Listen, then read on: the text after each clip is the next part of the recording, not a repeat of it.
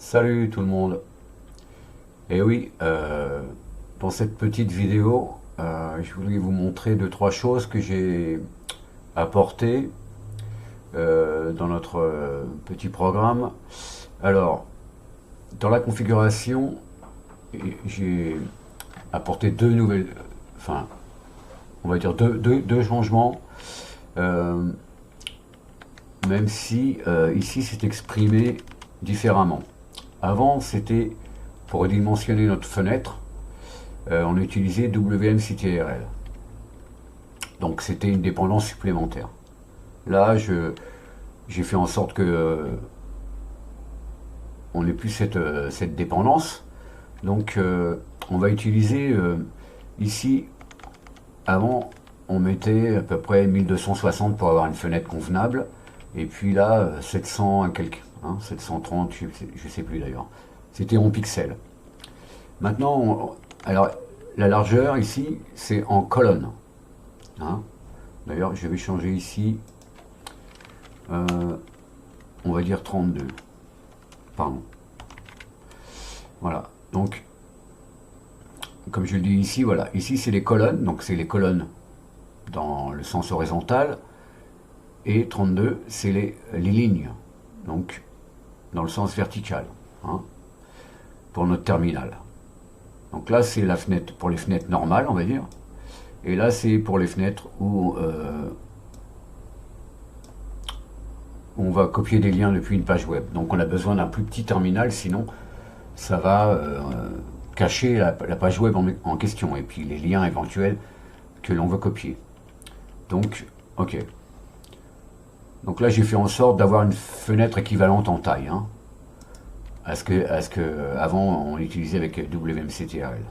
Donc là, on utilise un redimensionnant, on va dire, plus Unix-like, hein. Donc on n'a pas besoin d'un autre outil que du shell pour redimensionner notre fenêtre. Là, voici la fonction, d'ailleurs, je l'ai modifiée. J'ai simplement modifié ces lignes-là, hein. Avant, c'était des lignes de commande WMCTRL. Maintenant, on peut utiliser cette méthode-là, tout en gardant ici le même test, hein, là et là. Donc là, c'est pour les fenêtres qu'on veut redimensionner quand on copie des liens.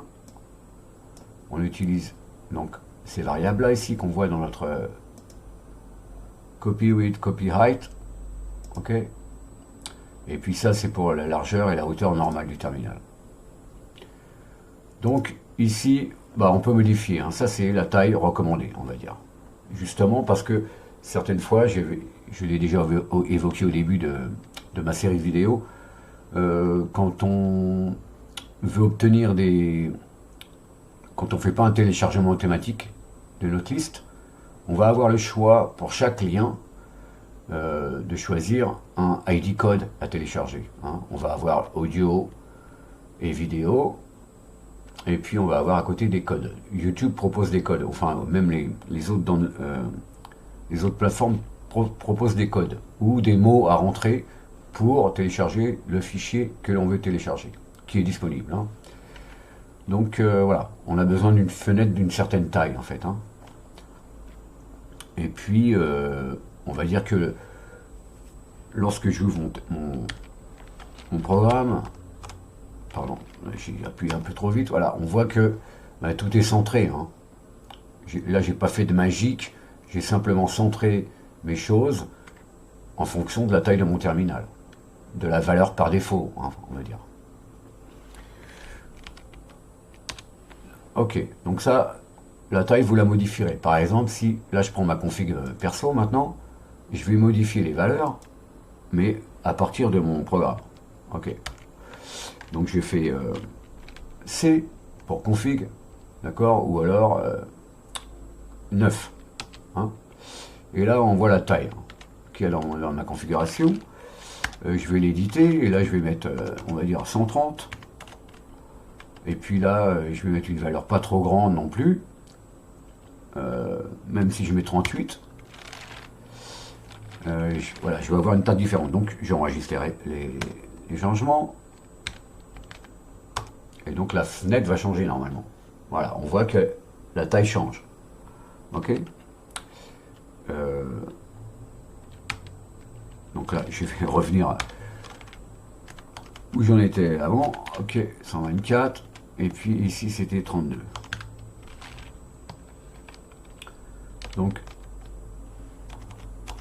j'enregistre. Donc là, la fenêtre va changer encore. Hop, voilà. Et donc la taille de la fenêtre, quand on veut copier des liens à partir d'une page web, dans la liste audio ou vidéo, quand je fais V par exemple pour vidéo, hop, ma fenêtre se redimensionne aux valeurs que j'ai mis ici. Copy width, copy height. Donc 16 en hauteur, 16 lignes et 124 colonnes de largeur. Donc c'est comme ça que c'est défini. Alors maintenant que je suis là, alors j'ai apporté des changements aussi quand on cherche des liens sur YouTube ou d'autres plateformes. Mais d'abord, on va utiliser la méthode FZF et non pas YTFZF. Donc je fais 2 pour chercher Search Online Links. Ok. Et là, c'est l'option 1, FZF YouTube Only. Ok. On a ici, et ici on tape ce qu'on veut chercher. Mettons, je vais chercher Arco Linux. On va peut-être faire quelque chose avant. Donc si je tape rien que je fais entrer, voilà, je reviens ici, hein, d'accord.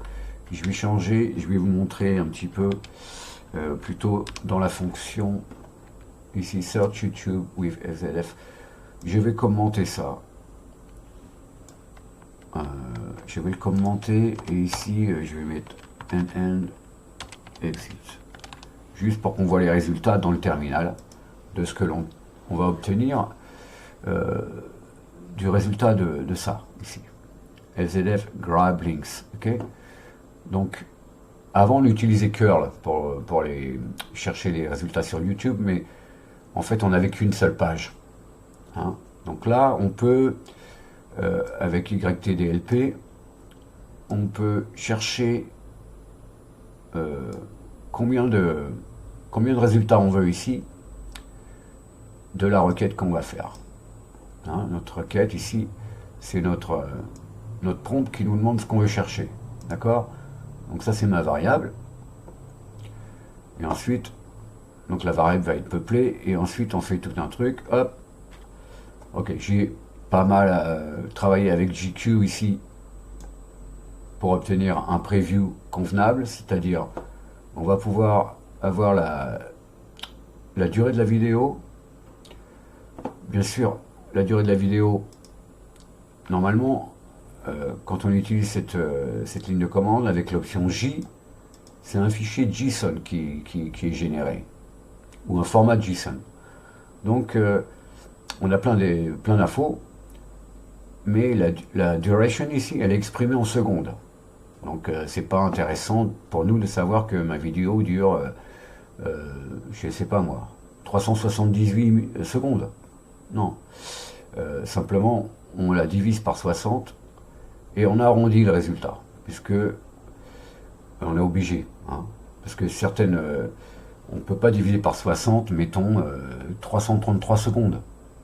Ok. On est obligé d'arrondir à 334 ou 330. Hein, on arrondit au-dessus ou en dessous. Donc c'est ce que ça nous fait ici, round. Ok. Et donc on peut faire des tests aussi dans le GQ. Hein. On voit ici if, else, and. Voilà, ici on a nos résultats, on va avoir notre preview avec, donc j'ai dit la durée, le uploader aussi, le nombre de vues. Je vais montrer ça dans le terminal. Donc avec cette fonction, enfin avec cette opération qu'on fait ici, ok. Notre nombre de requêtes ici, il est défini dans notre fichier de configuration. Si je regarde, c'est un nouvel élément que j'ai apporté. Ici, YTDLP preset number of result, hein, NR. Donc ça, on ne le change pas, on change que la valeur à l'intérieur. Hein. Comme je le dis ici, entre 30 et 50, c'est bien, hein. 50 résultats sur une recherche. Par contre, ça, on ne le met pas là-dedans, ni là-dedans. On le laisse à part.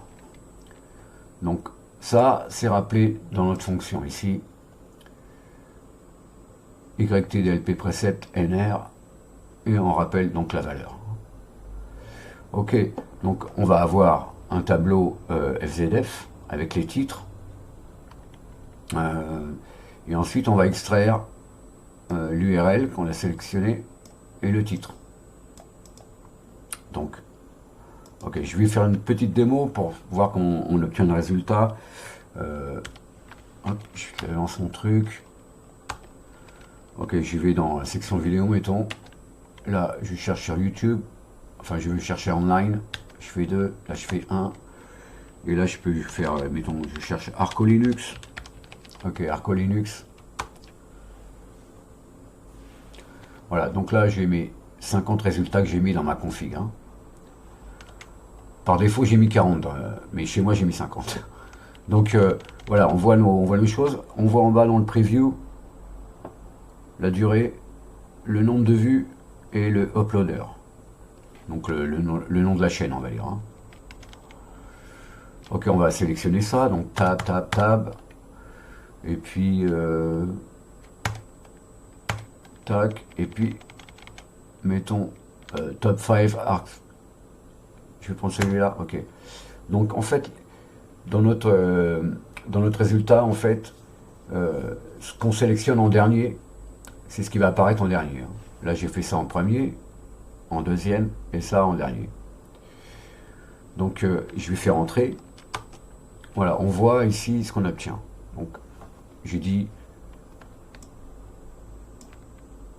l'URL et le titre. URL, titre, URL, titre, d'accord? Et donc là, on voit bien que la chose que j'ai sélectionnée en dernier, ben, elle apparaît en dernier. Même si, dans la liste, elle apparaît avant, on va dire, la deuxième, mes deuxièmes sélections. En premier, en deuxième, en troisième. Ok, c'est ça que ça fait. Donc maintenant, et bien ici,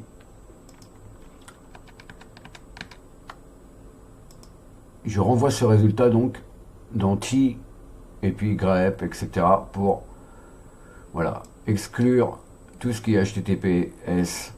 Je renvoie ça dans les titres de la liste par défaut et de la liste courante. Et puis tout ce qui commence par HTTPS, évidemment, dans nos URL ou dans notre liste par défaut. Donc, on va faire une petite démo. Je refais. Ok, je vais chercher Debian. Debian Stable, pourquoi pas. Donc là, je peux créer plusieurs termes sans quote, hein, sans guillemets. Donc là, j'ai mes résultats, 50 résultats, ok. Donc je sélectionne.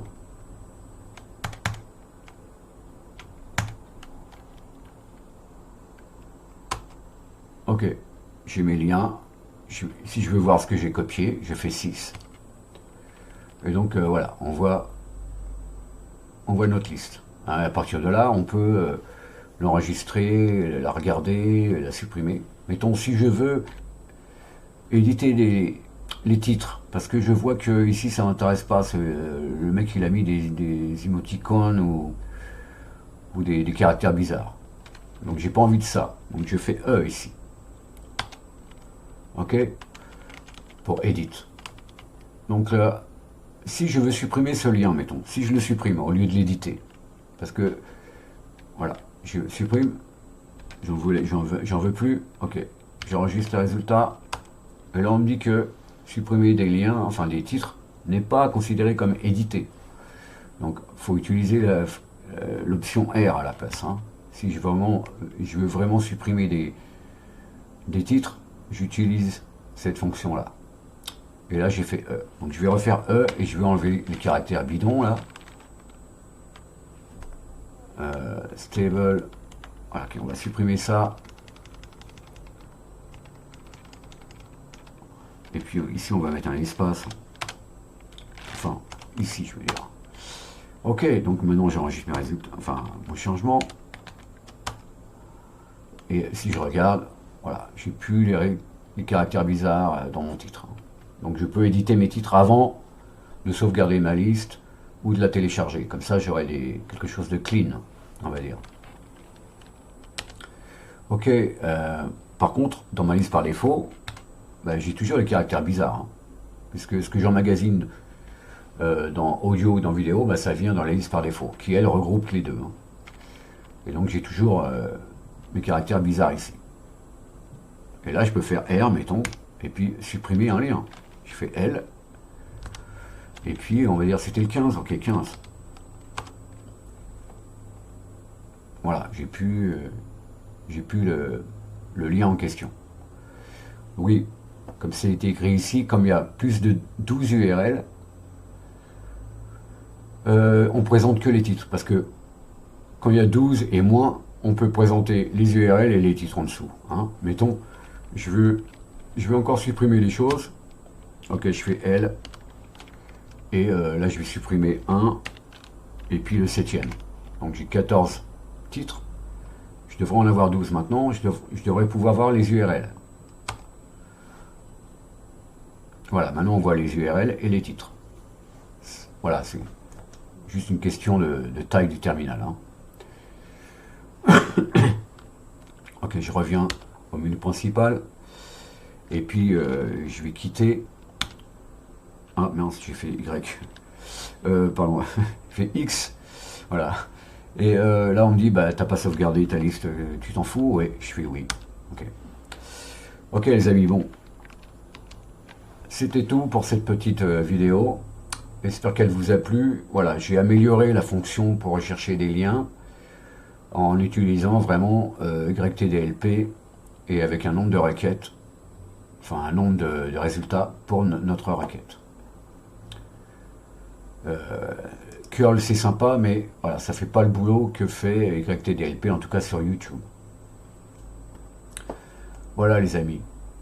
N'oubliez pas d'éditer votre config pour changer éventuellement ce preset de YTDLP. Hein. Et puis ici, changer. Il va falloir que vous changiez ça, hein, parce que les valeurs par défaut avant c'était 1260 il me semble, et puis ici c'était 735 ou quelque chose comme ça. Donc c'était en pixels, maintenant c'est en colonne et en ligne. Voilà les amis. Donc je vous dis donc à la prochaine. Donc là on est en version 2.2.4. J'espère que ça vous a plu et je vous dis donc à la prochaine, amusez-vous bien. Et puis bonne année, hein, puisque ça fait un petit moment que j'ai pas fait de vidéo. Il n'est jamais trop tard. Donc allez, à la prochaine.